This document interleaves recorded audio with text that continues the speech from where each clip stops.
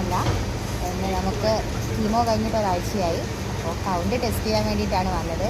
ഞാനിന്ന് മാസ്കൊക്കെ ഇട്ടിട്ടുണ്ട്. ഹോസ്പിറ്റലിൽ ഇരിക്കുമ്പോൾ മാസ്കൊക്കെ ഇടുന്നത് നല്ലതാണല്ലോ. അപ്പോൾ ഇന്ന് മാസ്കൊക്കെ ഇട്ടാണ് ഇരിക്കുന്നത്.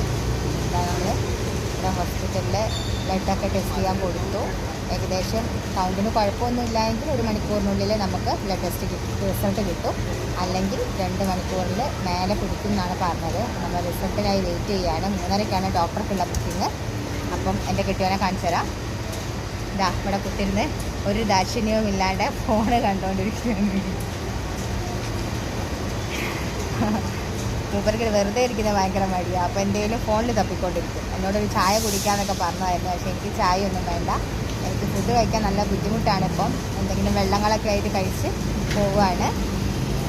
അപ്പം ഞാൻ ഡോക്ടറെ കാണിച്ച് വന്നിട്ട് ബാക്കി വിശേഷം പറയാം കേട്ടോ. ഹലോ. അപ്പം നമ്മൾ ഹോസ്പിറ്റലൊക്കെ പോയി വന്നു. കൗണ്ടൊക്കെ ചെക്ക് ചെയ്തു. ഡോക്ടറെ കാണിച്ചു. കൗണ്ടിൽ കുറവൊന്നുമില്ല.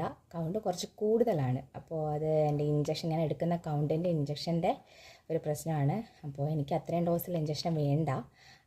കൗണ്ട് കൂടുകയാണ് ചെയ്യുന്നത് എനിക്ക് ആ ഇഞ്ചക്ഷൻ അടിക്കുന്ന സമയത്ത്. അപ്പോൾ ഡോക്ടറിനോട് ഇഞ്ചക്ഷൻ മാറ്റാൻ പറഞ്ഞിട്ടുണ്ട്. അപ്പോൾ അടുത്ത തവണ തൊട്ട് നമ്മൾ ഇഞ്ചക്ഷൻ മാറ്റി വെക്കും. അപ്പോൾ വേറെ ബുദ്ധിമുട്ടുകളൊന്നുമില്ല. നമ്മൾ എന്താ പറയുക, സുഖമായിട്ട് പോയി വന്നതിൻ്റെ കുറച്ച് ക്ഷീണമൊക്കെ ഉണ്ട്. ഞാൻ തിരിച്ച് അവിടെ നിന്ന് തന്നെ പോരുമ്പോൾ തന്നെ വീഡിയോ എടുക്കണം എന്നൊക്കെ വിചാരിച്ചിട്ടുണ്ടായിരുന്നു. പക്ഷേ എനിക്ക് പിന്നെ കുറച്ച് യാത്ര ചെയ്യുമ്പോഴേക്കും ഭയങ്കര ക്ഷീണം കേട്ടോ. അപ്പോൾ യാത്ര ചെയ്തുകൊണ്ട് ക്ഷീണമൊക്കെ ആയി. അപ്പോൾ ഞാൻ വീട്ടിൽ വന്ന് കുറച്ച് നേരം റെസ്റ്റ് എടുത്തിട്ടൊക്കെയാണ് ഞാൻ വീഡിയോ എടുക്കുന്നത്. അപ്പോൾ അടുത്ത പ്രാവശ്യം ഇനി അടുത്ത കീമോ എനിക്ക് 9-ാം തീയതിയാണ് വരുന്നത്.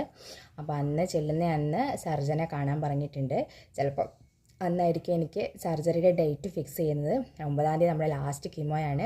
എനിക്ക് അതിൻ്റെ സന്തോഷമാണ്. ഇത്രയും കീമോ ചെയ്തിട്ട് നമുക്ക് വലിയ പ്രശ്നങ്ങളൊന്നും, കീമോയുടേതായ സൈഡ് എഫക്റ്റുകളൊക്കെ ഉണ്ടെങ്കിൽ കൂടിയും അത് നിർത്തേണ്ടതായ സൈഡ് എഫക്റ്റുകളോ അല്ലെങ്കിൽ ഞാനങ്ങ് പറ്റേ വീണ് പോകുന്ന അവസ്ഥയോ വന്നില്ല.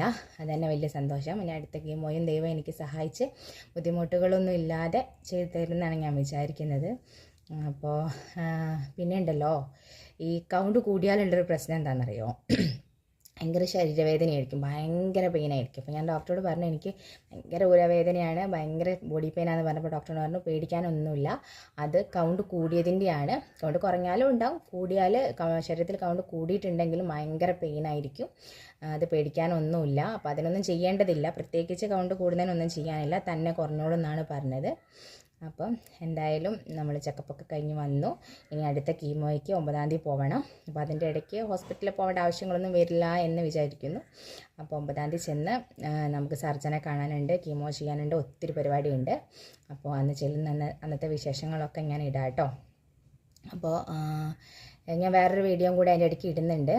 ഒരുപാട് പേര് എന്നോട് ചോദിക്കുന്നുണ്ട് ഈ കീമോയുടെ സമയത്ത് കഴിക്കേണ്ട ഫുഡിനെ കുറിച്ച്. അപ്പോൾ അതിനെക്കുറിച്ചൊരു വീഡിയോ ഞാൻ നിങ്ങൾക്ക് വിശദമായിട്ട് പറഞ്ഞു തരാം കേട്ടോ.